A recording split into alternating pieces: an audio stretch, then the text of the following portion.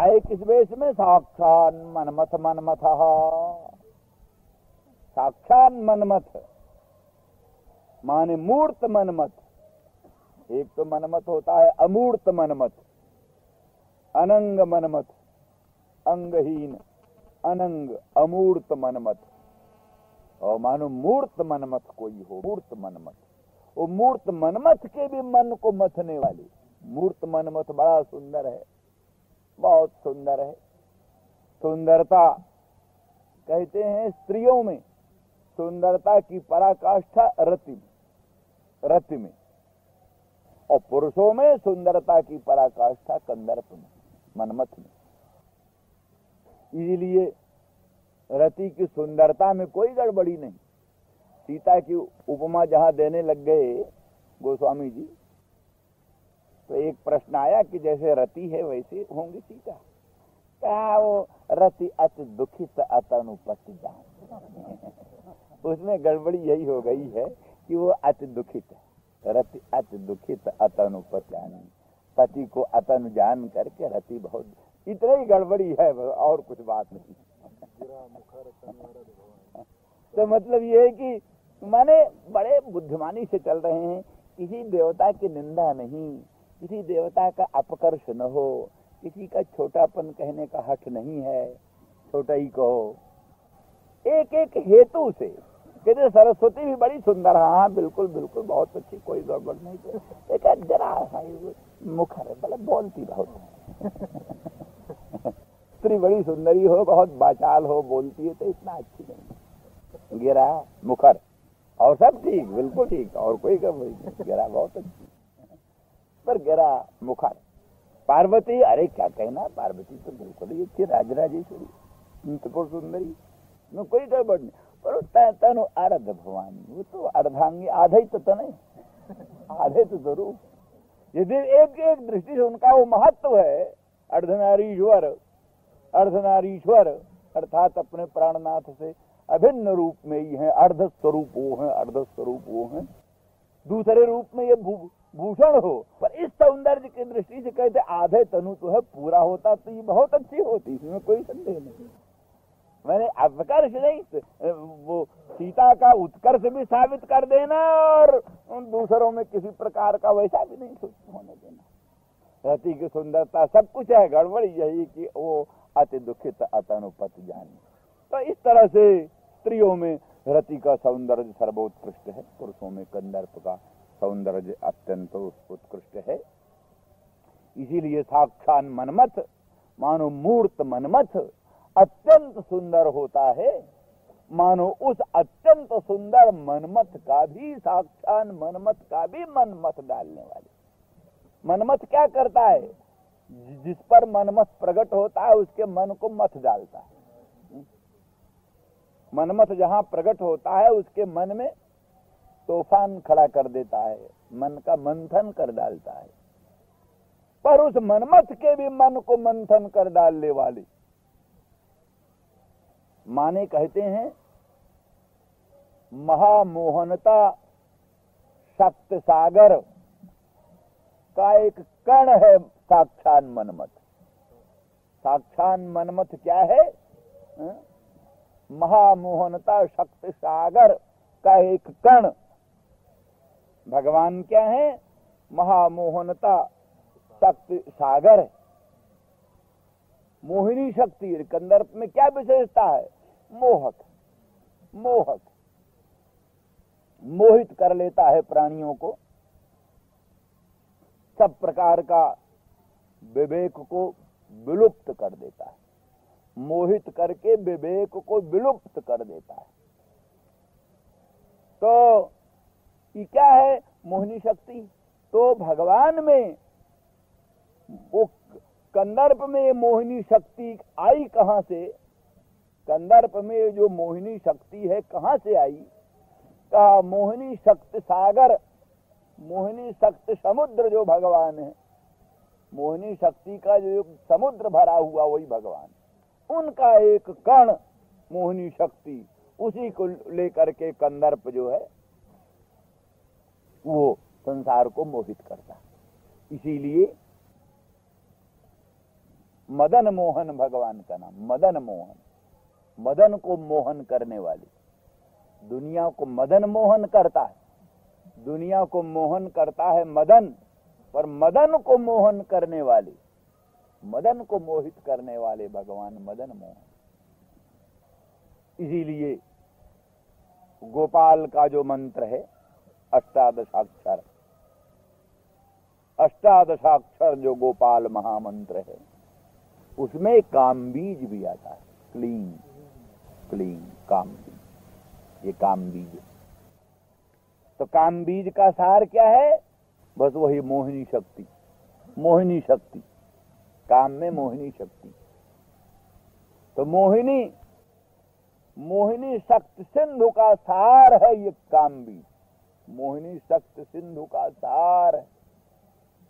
इसलिए बीज होता ही है संपूर्ण मंत्र, अष्टादशाक्षर संपूर्ण मंत्र में जो शक्ति निहित है वो सब बीज में, ये बीज की विशेषता। इसीलिए अनेक प्रकार के प्रयोग भी इस मंत्र से होते हैं और इस पर विशेष विवरण कर भी चुके हैं साक्षान मनमथा पर, कि वो जो साक्षान मनमथ समष्टि काम, समष्टि काम, कामस्तु वासुदेवांशः, वासुदेव का अंश जो काम, तो अकामयत का जो काम, सर्वज्ञ सर्वशक्तिमान परमेश्वर का जो काम है, मन सुरक्षा, जगत की जो सुरक्षा, जगत सृष्टि की इच्छा, वो जो सो कामयत का काम है वही समष्टि काम है। उसी समष्टि काम का ही आज भौतिक रूप, आज दैविक रूप, भिन्न भिन्न रूप व्यष्टि काम प्रकट होते। तो वो जो साक्षात मनमथ है समष्टि काम, उस समष्टि काम में भी जो आकर्षण है, आकर्षण की विशेषता है, वो असल में किम मूलक है? रस मूलक। ये बता चुके हैं कि काम से आकर्षण होता है, किसी न किसी रूप में काम ही सर्वत्र हेतु। काम, स्नेह, आधुनिक पाश्चात्यों ने भी कई यही बात उठाई है कि हरेक जितने भर भी अभ्युदय हैं, जितनी भर भी चेष्टाएं हैं, सबके मूल में काम ही है। तो एक परमाणु दूसरे परमाणु से जुड़ता है स्नेह, रस।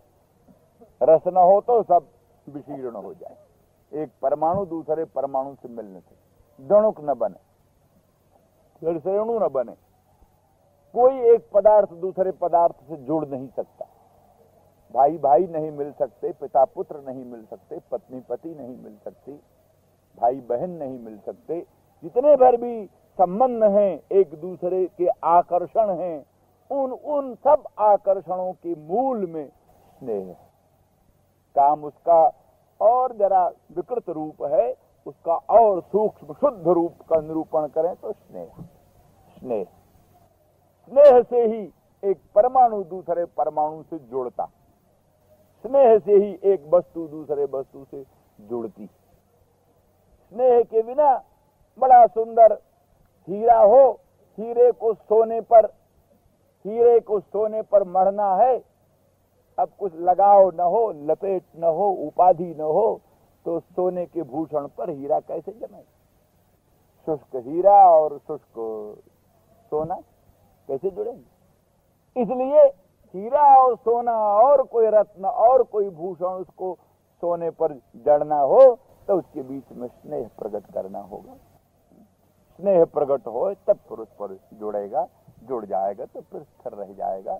तो इस तरह से स्नेह मूलक जितने भर भी संबंध हैं दुनिया के, सारे संबंध स्नेह मूलक हैं। स्नेह बिना संपूर्ण जगत नीरस है, शुष्क है, और उस स्नेह का मूल वही आदि काम, तो अकामयत वाला काम, आदि काम। और उसमें भी ये जो आकर्षण है, करामात है, खींचने की जो करामात है उस स्नेह में, काम में, उसका भी मूल मंत्र है वही रस स्वरूप, जो रस स्वरूप है, मुख्य आकर्षण उसी का। रस स्वरूप के सहारे ही सब जितने पर अचेतन पदार्थ हैं सब आकृष्ट हैं।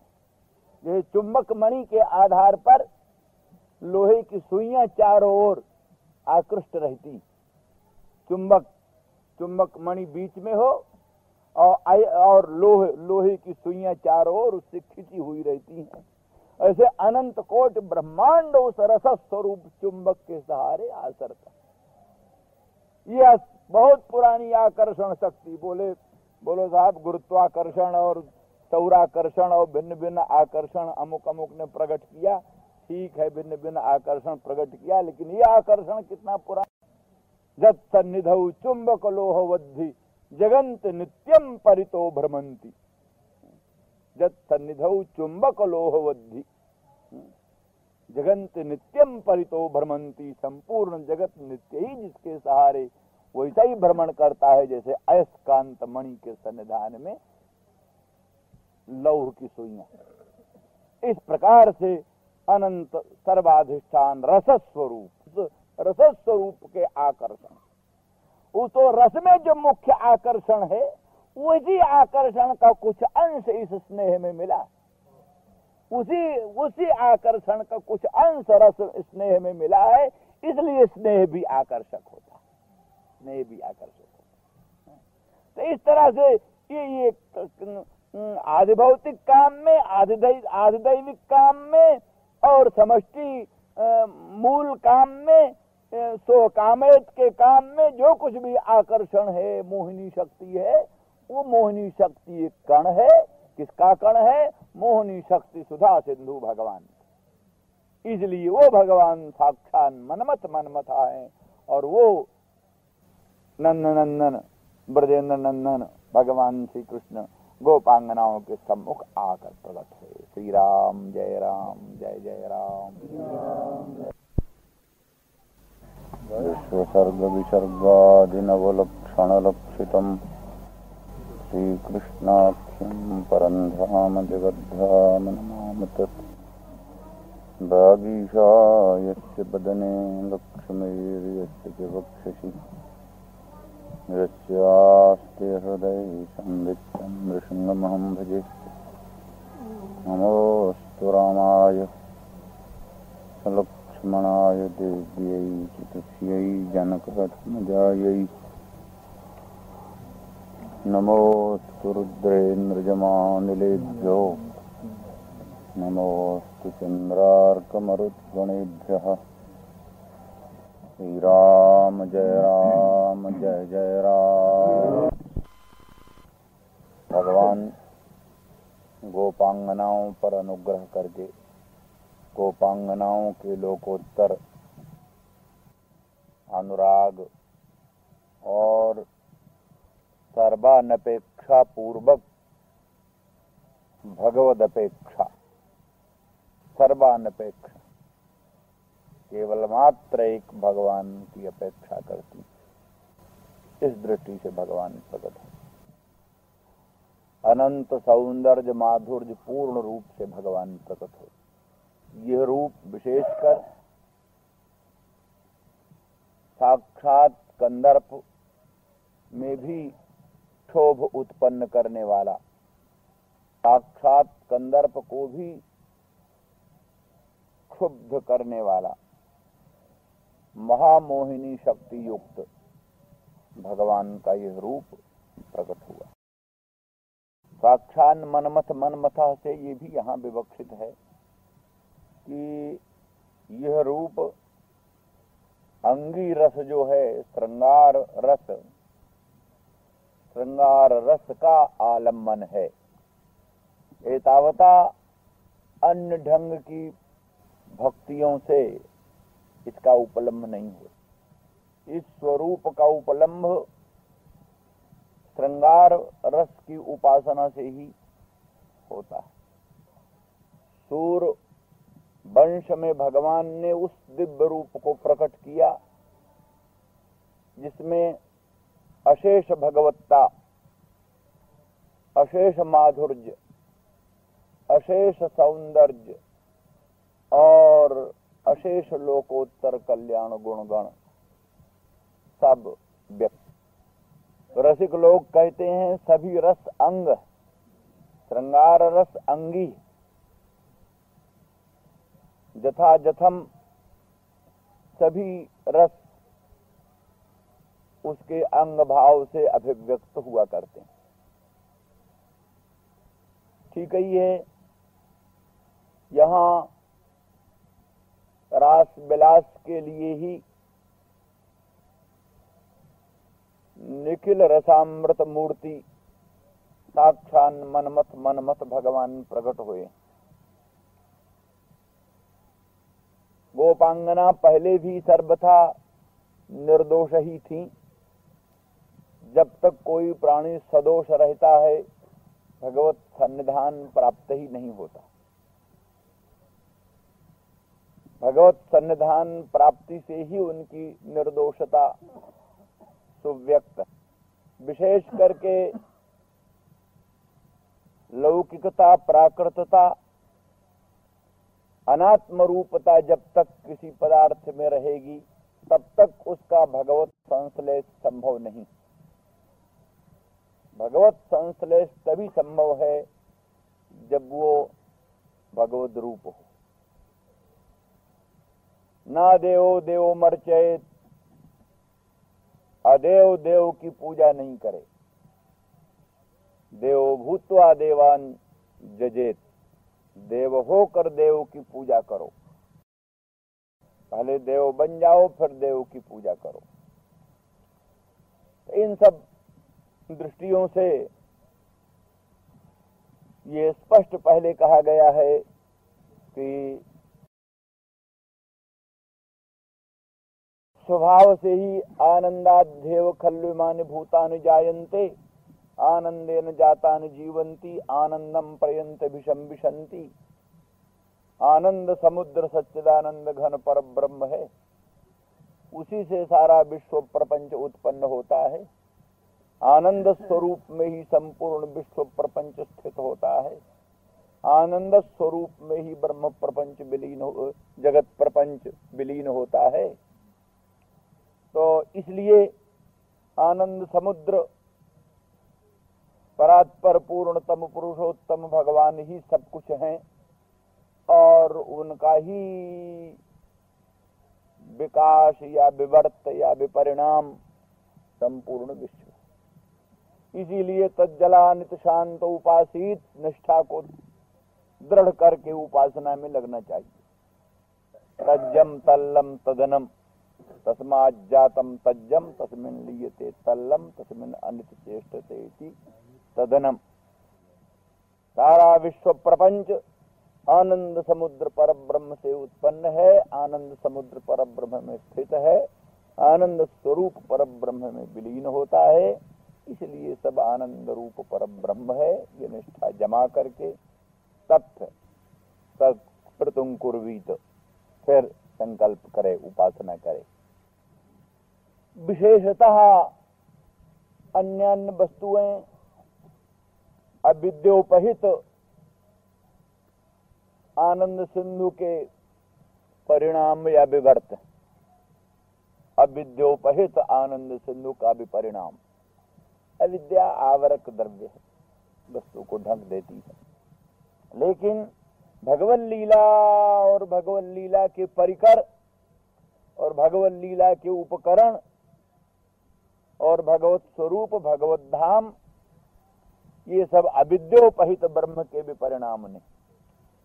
परास शक्तिर विविधयु श्रूयते इत्यादि श्रुतियों के अनुसार विविध प्रकार की भगवान की पराशक्ति होती है। तो इसलिए दिव्य शक्ति, लीला शक्ति या विशुद्ध सत्व आदि भिन्न भिन्न शब्दों से व्यपदेश्य एक अत्यंत स्वच्छ, कोई लोग उसको अघटित घटना पटीयान भगवदीय स्वात्म वैभव कह देते हैं। अघटित घटना पटीयान भगवदीय स्वात्म वैभव, कोई उसको विशुद्ध सत्व कह देते हैं, कोई उसको इच्छा शक्ति कह देते हैं, कोई उसको दिव्य लीला शक्ति कह। कोई और अंतरंगा परा चित शक्ति, आह्लादनी शक्ति आदि भिन्न भिन्न नामों से उसको व्यपदिष्ट करते हैं। तो इस प्रकार की वो जो दिव्य शक्ति है, उस दिव्य शक्ति से ही वो आनंद सिंधु, आनंद समुद्र पर ब्रह्म वो कृष्ण रूप में और गोपांगना रूप में और लीला रूप में और लीला धाम के रूप में भगवान प्रकट होते। इसलिए अविद्याकृत आवरण न होने के कारण इसमें वो ब्रह्म रूपता, परमानंद रूपता और भी अधिकाधिक शुभ। लीला विशेष विकास के लिए जो किंचित आवरण स्वीकार किया जाता है, वो आवरण भी रस विशेष की निष्पत्ति में उपयोगी होता है, इसीलिए उस आवरण को स्वीकार्य माना जाता है। उसमें भी फिर और रस का परिपाक हो, रस के परिपाक के लिए, रस के परिपाक के लिए और भी कई तरह के उपचार उसमें आते हैं। जैसे दूसरे साधक भी नाना प्रकार से भूत शुद्धि भू शुद्धि करते हैं, उपासनोपयोगी नवदेह निर्माण करते हैं और न्यास, मात्रका न्यास, अंतर्न्यास, बहिर्न्यास आदि करते हैं और विभिन्न प्रकार के न्यासों से मंत्रात्मक देह को बना लेते हैं। मन बुद्धि अहंकार सबको मंत्रात्मक देवात्मक बना लेते हैं, तब उसमें देव रूपता आ जाती है। इस तरह से यहाँ भी सब उपचार वैसे हैं। ये सब कात्यायनी अर्चन व्रत आदि और भी उपासना ध्यान उत्कट उत्कंठा, सबसे अंतिम चीज तो ये है कि इन सब बातों के द्वारा भगवत विप्रलम्भ जन्य तीव्र ताप से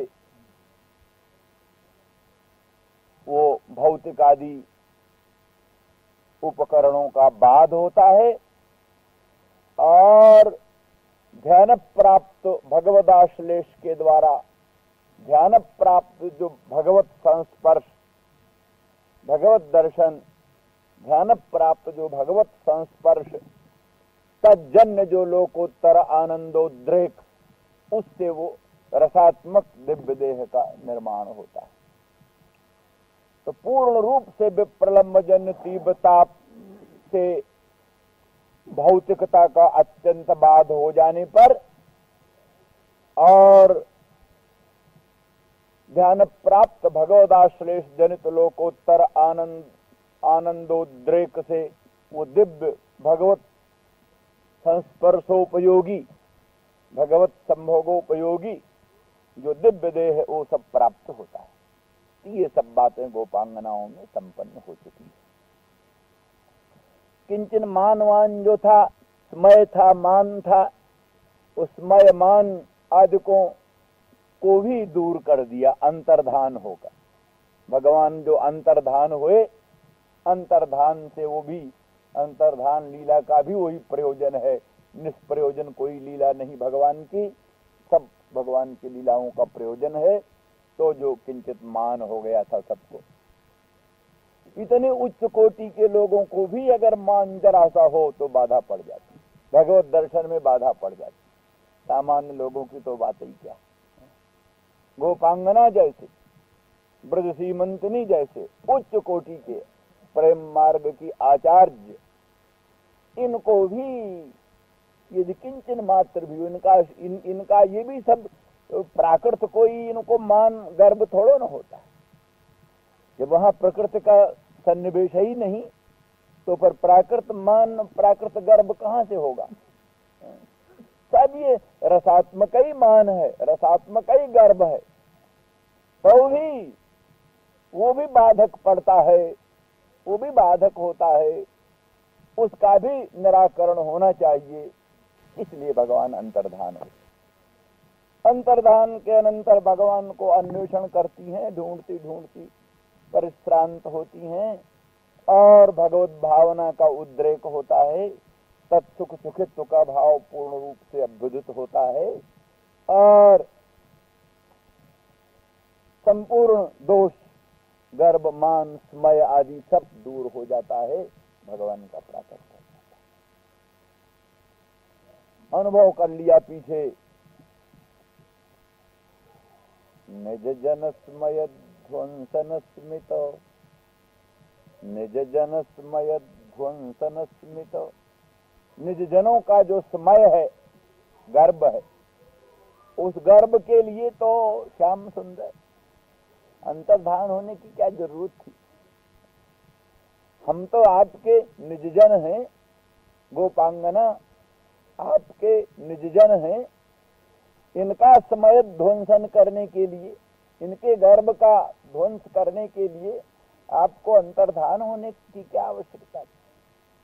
वो तो निज जन स्मय ध्वंसन स्मित, निज जनों का जो स्मय है, उस स्मय का ध्वंसन होता है जिससे एवं भूत जो स्मित है। आपकी जो मुस्कुरान है, मधुर मनोहर मुस्कुराहट, ईशतहास, वही संपूर्ण स्मय को ध्वंस कर देता है। इतना कष्ट अंतर्धान होने का क्यों किया। निज जन स्मय ध्वंसन स्मित।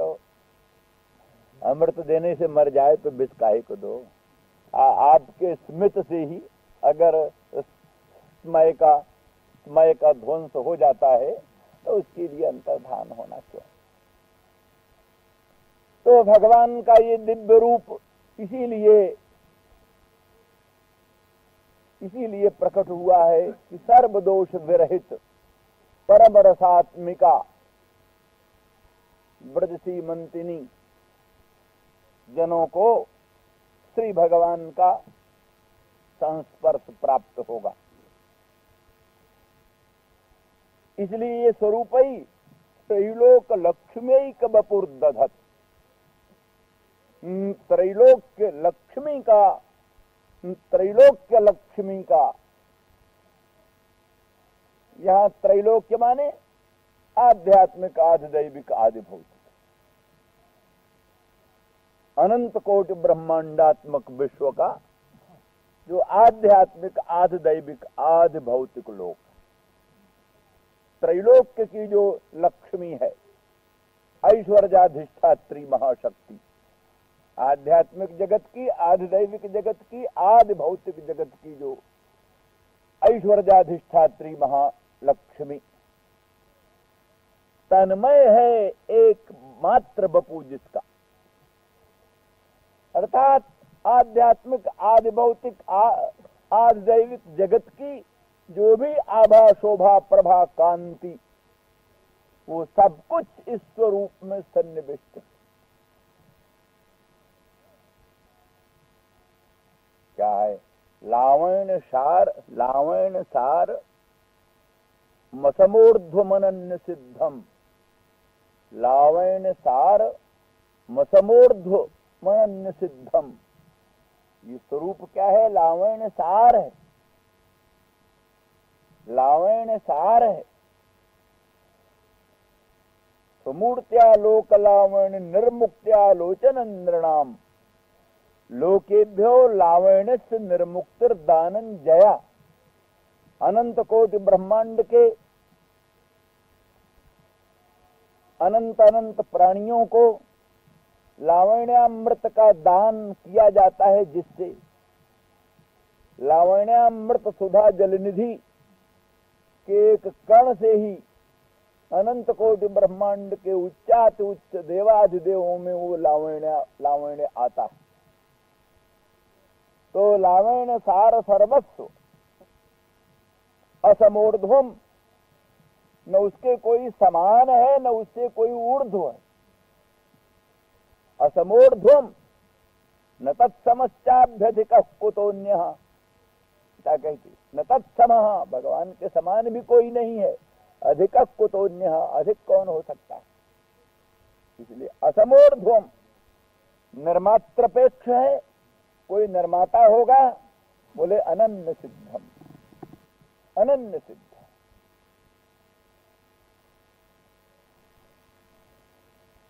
और अनुसवाभिनवम, अनुसवा दृग्भि पिबन्ति अनुसवाभिनवम दृग्भि पिबन्ति। गोपांगना अपने दृष्टि रूप पान पात्र से, लोचन रूपी पान पात्र से, चषक से जैसे मधुपान किया जाता है चषक से, ऐसे जो लोचन रूप चषक है, लोचन रूप चषक से उसको पिबन्ति।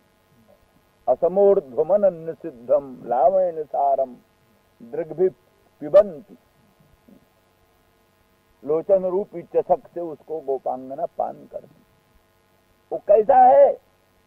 अनुसवाभिनवम, माने अनुसवम अभिनव स्वरूपम, माने प्रतिक्षण नवनवायमान रूप है। प्रतिक्षण नवनवायमान रूप है। प्रतिक्षण नया ही नया मालूम पड़ता है, पुराना नहीं। इसीलिए क्षणे क्षणे जन नवतामुपई, क्षण क्षण में नवत्व की प्रतीति होती है, नवनवायमान स्वरूप। इसीलिए प्रतिक्षण उसमें अभिनव रूप ही अनुभूत होता है। गोपांगना अपने लोचन रूपी चषक से उस लावण्य सारस स्वरूप का पान करती हैं और वो प्रतिक्षण उनको नवनवायमान होकर ही स्फुरित होता है। तो इसीलिए भगवान का यह स्वरूप साक्षात मनमथः, जितनी भी महिमा वर्णन की जाए कम। रस स्वरूप साक्षात निखिल रसामृत मूर्ति भगवान, साक्षात मनमथ जो भगवान की चतुर्व्यूह मूर्तियां हैं, चतुर्व्यूह मूर्तियां, उन चतुर्व्यूह मूर्तियों में जो साक्षात मनमथ रूप प्रद्युम्न आदि, साक्षात मनमथ कामरूप, उन सब का भी संक्षोभक, अर्थात उनसे भी अनंत अनंत सौंदर्य माधुर्य परिपूर्ण, और साक्षात मनमथ भी, साक्षात कंदर्प भी जिस स्वरूप को देखकर मोहित हो जाता है, युद्ध करना भूल जाता है, उसको मोहित हो जाता है। युद्ध के लिए आया था तो युद्ध भूल जाता है, मोहित हो जाता है। मन में कल्पना होती है, राशेश्वरी नित्य निकुंजेश्वरी राधा रानी ही इस स्वरूप सौंदर्य माधुर्य का रसास्वादन कर सकती हैं। इसलिए इस स्वरूप का अनुभव करने के लिए हमको राधा रानी का सायुज्य प्राप्त करना चाहिए। जन्म जन्मांतरों की तपस्याओं से, कल्प कल्पांतरों की तपस्याओं से राधा रानी का सायुज्य प्राप्त करें, तब इस स्वरूप के अनंत सौंदर्य का, अनंत माधुर्य का, अनंत लावण्यामृत का रसास्वादन कर सकते हैं।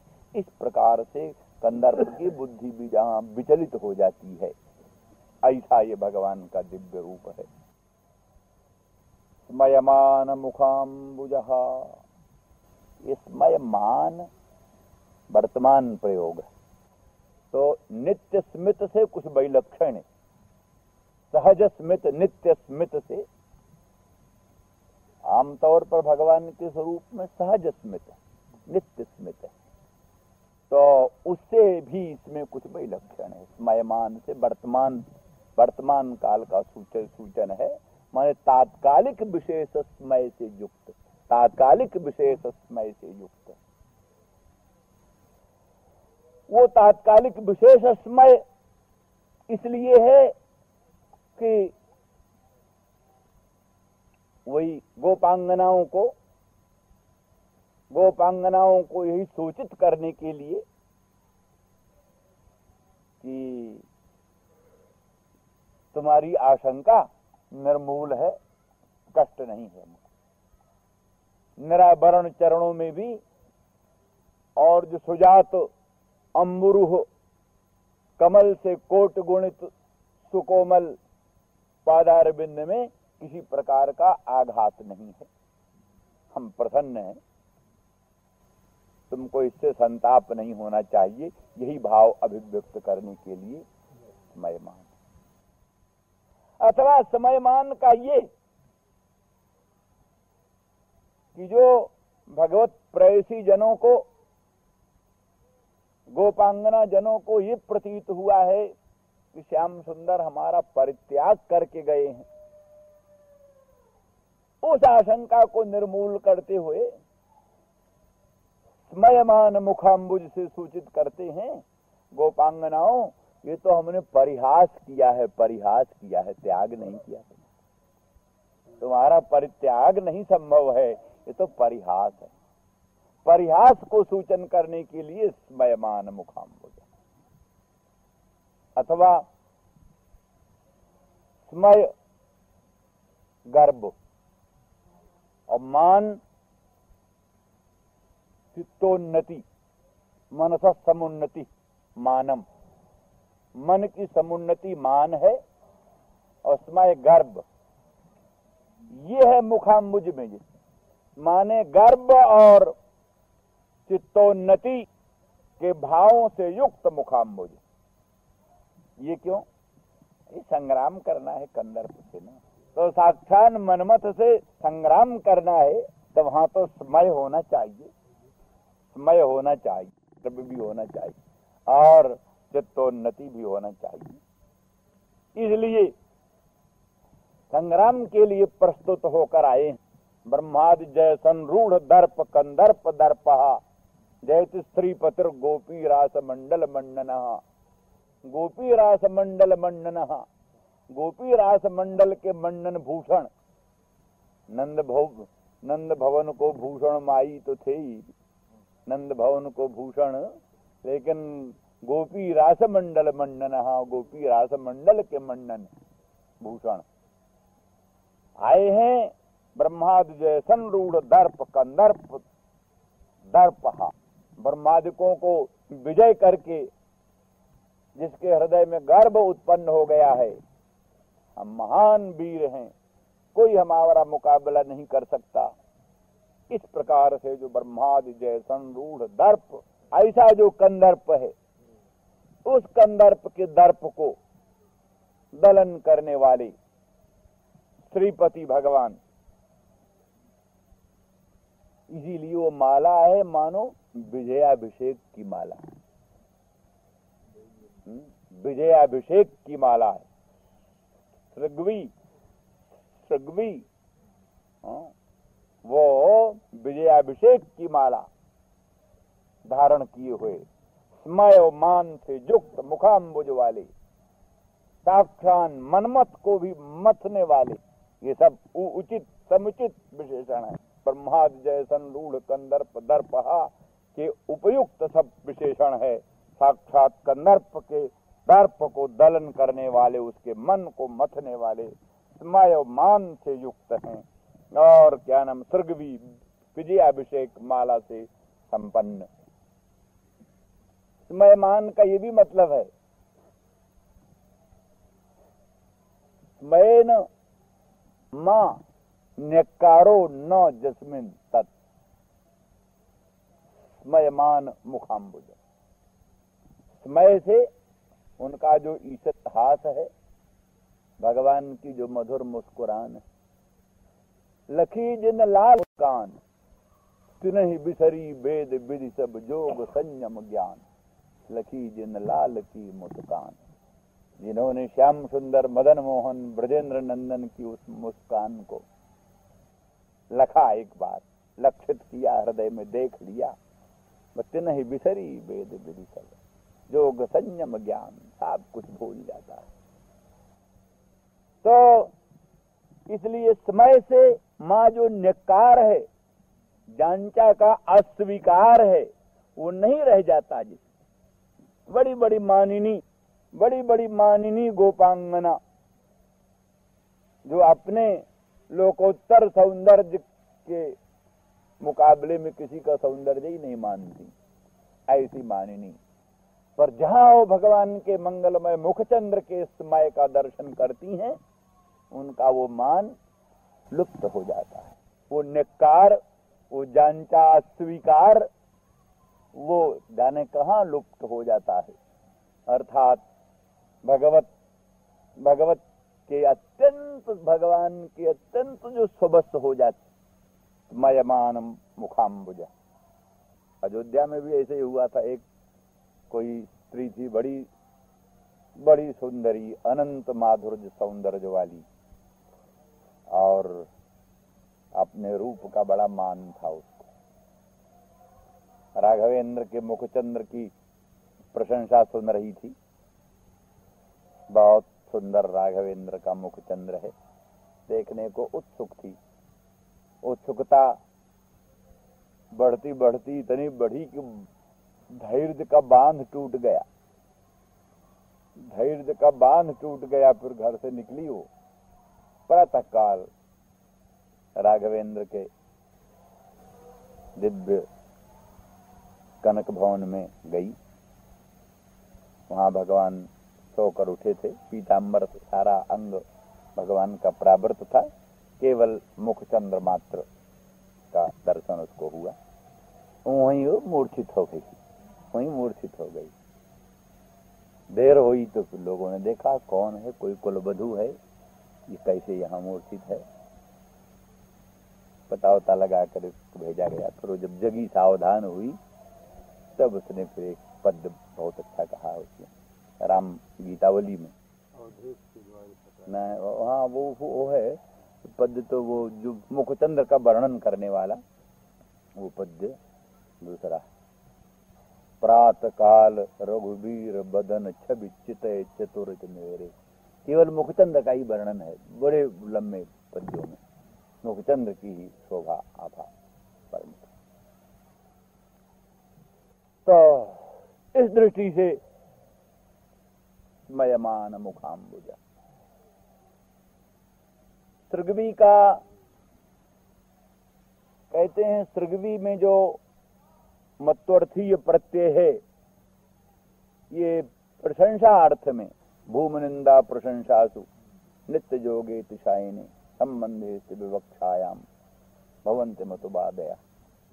तो ये प्रशंसा अर्थ में विशिष्ट वो वृंदा देवी ने तत्काल भगवल लीलोपयोगी भगवान की जो रासलीला होने वाली है, महारासलीला। अभी पहली तो रासलीला हुई, अभी महारासलीला होने वाली है। महारासलीला जिनमें भगवान के भी अनेक रूप बन जाएंगे, अनेक रूप। जितनी गोपांगनाएं उतने ही कृष्ण। अंगना मंगना मंत, अंगना मंगना मंतरा माधव, माधवम माधवम चांतरेणांगना। हर एक अंगनाओं के सन्निधान में माधव, हर एक माधव के सन्निधान में अंगना। तो इस तरह से मानो उन गोपांगनाओं के लोकोत्तर औत्सुक्य को वीक्षण करके और भगवान स्वयं ही मानो उनके अनंत माधुर्य का अनुभव करने के लिए उत्सुक होकर के अनेक रूप में मानो भगवान प्रकट होते। एक रूप में मानो इनके संपूर्ण माधुर्य का अनुभव नहीं हो सकता, इसलिए अनेक रूप में भगवान प्रकट होते। तो ऐसा जो महारास होने वाला है, दिव्य रास, उस लीला के उपयोगी जो दिव्य माला अनंत माधुर्य पूर्ण, अनंत सौगंध युक्त दिव्य माला को श्री वृंदा देवी ने तत्काल समर्पण किया है, उसी माला को पहने हुए। और पीताम्बर धरा, पीतम अंबरम धरा पर्यंतम यस। इस तरह से पीतम अंबरम धरा पर्यंतम यस, धरा पर्यंत भूमि तक लटका हुआ पीताम्बर। कुछ लोग कहते हैं कि स्मयमान से ये मतलब है भगवान जरा शर्मिंदा हो रहे हैं। वो कहते हैं वो जो शर्म का स्मित है, वो स्मय जो है वो शर्म की है। जैसे कोई शर्मिंदा होकर कुछ ईषत हास्य के द्वारा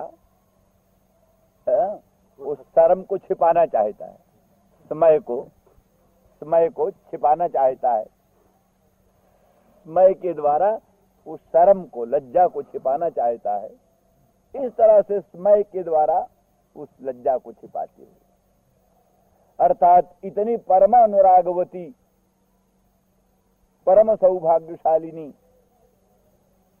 पूर्णानुराग रससार की अधिष्ठात्री दिव्य श्री गोपांगनाओं से जो अंतर्धान हुए हैं भगवान, और गोपांगनाओं को इतना कष्ट हुआ है, उससे भगवान को उनके सामने प्रकट होने में लज्जा सी हो रही है, शर्मिंदे हो रहे हैं। उसी भीतर के भावों को छिपाने के लिए समय, और उसी भाव को छिपाने के लिए ही धरा पर्यंत पीतांबर के द्वारा अपने अंग को भी प्रावृत किए, अपने अंग को भी प्रावृत किए। अथवा कल जैसे बताया था कि सभी भक्त भगवत सम्मेलन के लिए अवसर की प्रतीक्षा करते रहते हैं, तो इसलिए अनंत ब्रह्मांड की ऐश्वर्याधिष्ठात्री महालक्ष्मी भी भगवान के सम्मेलन के अवसर की प्रतीक्षा करती थी।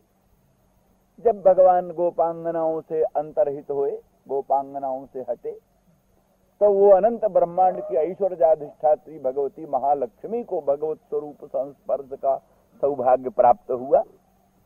तो उस लक्ष्मी के संस्पर्श के जो अंग में चिन्ह है, लक्ष्मी के संस्पर्श के जो चिन्ह है अंग में, रथ चिन्ह आदि, मानो उनको प्रावृत करने के लिए, उनको छिपाने के लिए स्कंध से लेकर के पादार बिंद पर्यंत वो पीतांबर को धारण किए हुए हैं। तो पीतांबर धर सृग्वी साक्षान मनमथ मनमथा, साक्षान मनमथ मनमथा तो इतना अद्भुत पद्य है कि इसकी व्याख्या हम कई बार कर चुके हैं, इसलिए करते नहीं। बाकी ये ऐसा है कि यही इतना अद्भुत पर्याप्त है कि भगवान के अनंत सौंदर्य माधुर्य को प्रकट करने वाला यही शब्द का साक्षान मनमथ मनमथ। मनमथ का ही कितना आकर्षण है। कहते हैं कुरूप प्राणी भी हो, कुरूप भी स्त्री हो, कुरूप भी पुरुष हो, मनमथाविष्ट होता है तो उसका सौंदर्य माधुर्य बढ़ जाता है। वेश में कुरूप स्त्री, कुरूप पुरुष का भी माधुर्य बढ़ जाता है। स्वयं फिर मनमथ का कितना अद्भुत सौंदर्य है। फिर व्यष्टि मनमथ नहीं, समष्टि मनमथ, समष्टि मनमथ जो कि संपूर्ण संसार को एक दूसरे से संश्लिष्ट करने वाला, विश्व का जो कारण बनता है, विश्व की सुरक्षा में जो मूल है, विश्व की सुरक्षा में जो मूल है, जिस स्नेह के कारण, जिस मनमथ के कारण संपूर्ण विश्व परस्पर एक दूसरे से मिल करके संसार की यात्रा में संलग्न है, वो साक्षान मनमथ। फिर उसका जो मूर्त रूप है साक्षान मनमथ का, समष्टि साक्षान मनमथ का अव्यक्त रूप नहीं, मूर्त रूप अगर वही मनमथ साक्षात मूर्त रूप में प्रकट हुआ हो तो फिर उसका कितना अद्भुत सौंदर्य होगा, कितना माधुर्य होगा, वो अवर्णनीय। फिर उस साक्षात मनमथ के भी मन को मथ डालने वाला, साक्षात मनमथ को भी संक्षुब्ध करने वाला भगवान कृष्णचंद्र परमानंद कंद का वो श्री विग्रह, एक रोम, भगवान के श्री विग्रह का एक रोम में वो लावण्यामृत सिंधु भरा है, सौंदर्यामृत सिंधु भरा है, माधुर्यामृत सिंधु भरा है, और अनंत अचिंत कल्याण गुण गण संश्लिष्ट है एक लोम में भगवान। तो फिर ऐसा जो भगवान का दिव्य श्री विग्रह, जिसमें भक्त का जहां चित्त लगता है वही हो जाता है, आगे चलने को समर्थ ही नहीं होता, आगे चलने में समर्थ नहीं होता है ना। नहीं तस्मान मनः कश्चित चक्षुषी वा नरोत्तमात् नर शक्नोत्यपाकृष्टुम अपक्रांते प्यराध। जिसका मन, जिसका चक्षु एक बार भगवत स्वरूप रसास्वादन करने के लिए प्रवृत्त हुआ, उस सौंदर्य माधुर्य सुधा जलनिधि स्वरूप में अवगाहन करने लगा, तो फिर बस वहीं का हो जाता है। फिर लौट कर जाना उसको भूल जाता है, लौटना मन को भी भूल जाता है, चक्षु को भी लौटना भूल जाता है। इसीलिए भक्त जिस समय कल्पना के राज्य में पहुंचते हैं, तो उस समय, जिस समय भगवान के एक श्री अंग के, श्री विग्रह के एक लोम के सौंदर्यामृत का रसास्वादन करने लगते हैं, उस समय उनको मन होता है इसी भगवान लोम, इसी भगवान के श्री विग्रह के लोम का जो सौंदर्यामृत है, इसका रसास्वादन करने के लिए हमारे लोम लोम में कोट कोट नेत्र हो जाएं, तब इसका रसास्वादन करें। लोम लोम में कोट कोट नेत्र हो जाएं, तो ये केवल सौंदर्यामृत का रसास्वादन करें। जिस समय सौगंध्यामृत का रसास्वादन करने लगता है, भगवत पदारविंद सौगंध्यामृत का रसास्वादन करने लगता है भक्त का मन, उसमें होता है कि हमारे लोम लोम में कोट कोट घ्राणई हो जाए, लोम लोम में कोट कोट घ्राणई हो जाए, तब इस सौगंध्यामृत का रसास्वादन करें। इसी तरह से भक्तों के ये मनोरथ क्या है? ये मनोरथ ही तो भावना है, यही भावना है। इसी भावना से वो रस स्वरूप में परिवर्धन होता है, वो रस स्वरूप उद्वेलित होता है। रस स्वरूप में रस समुद्र में ज्वार आती है, ज्वार इसी भावना के द्वारा परिवर्धन होता है। इसी को तुम भाव जोग परिभावित रथ सरोजे आज से श्रुतेक्षित पथो ननुनाथ पुंसाम, भाव जोग परिभावित रथ सरोज में ही श्री भगवान का प्राकट्य होता है। तो इस दृष्टि से इसी के लिए उन्होंने वर्णन किया है।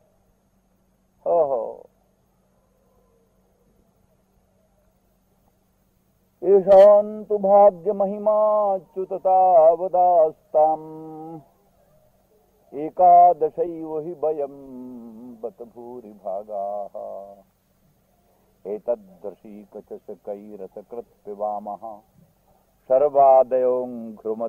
सर्वादयोंघ्रुदज मध्वमृता सवन्ते। ब्रह्मा जी कहते, ब्रह्मा का अनुभव है। ब्रह्मा जी कहते ऐशांत भाग्य महिमा च्युततावदास्ताम, जो श्री ब्रजांगना जन, श्री ब्रजवासी जन भगवान के मुखचंद्र के स्वरूप का, भगवान के पादार बिंद सौगंध्यामृत का, भगवान के जो अंघ्रुदज मध्वमृता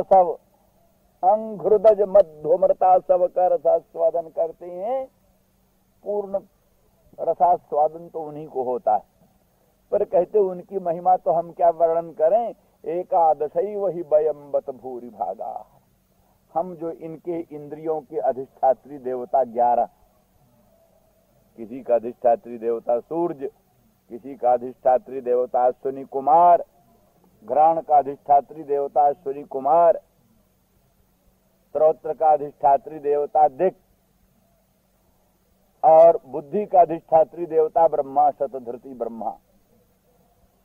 तो कहते हम जो एकादश तत्त करणों के अधिष्ठात्री देवता हैं, हम धन्य धन्य हैं। क्या विशेषता हुई? कहा एतद्रसीक चषकैरसकृत् पिबामः, इन भक्तों के जो ऋषिक चषक हैं, भक्तों के जो इंद्रिय रूपी पान पात्र है, इंद्र रूपी पान पात्र के द्वारा हमारा भी कुछ संबंध है। ये तो आप जानते ही हैं कि मुख्य फल भोक्ता को होता है, रसास्वाद भोक्ता को होता है। दर्भी पाक रसन जैसा कोई बहुत मधुर मनोहर मोहन भोग बनाओ, जिस दर्भी से बनाया चम्मच से चम्मच को उसका स्वाद थोड़ो ना आया। पाक रस दर्भी को कहां मालूम पड़ता है। चषक पान पात्र को रस का माधुर्य अनुभूत नहीं होता। वो तो चषक द्वारा, पान पात्र द्वारा जो उस रस का आस्वादन करता है, भोक्ता को ही उसका रसास्वादन होता है। लेकिन यहाँ संसार से विलक्षण। यहाँ तो चषक भी, वो इंद्रियां भी उस रस का आस्वादन करती। इंद्रियों के द्वारा रसास्वादन इंद्रियवान भक्त करता है। कौन राजन इंद्रियवान मुकुंद चरणाम्बुजम